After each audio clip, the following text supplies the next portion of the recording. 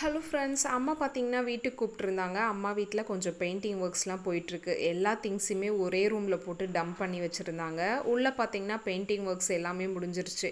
இன்றைக்கி அம்மாவோட வார்ட்ரோப் எல்லாமே ஆர்கனைஸ் பண்ணுறதுக்காக கூப்பிட்டுருந்தாங்க. நான் என்னோடய ஒர்க்ஸ்லாம் முடிச்சுட்டு போகிறதுக்குள்ளே அம்மாவே பார்த்தீங்கன்னா மொத்தையும் ஆர்கனைஸ் பண்ணி வச்சுருந்தாங்க.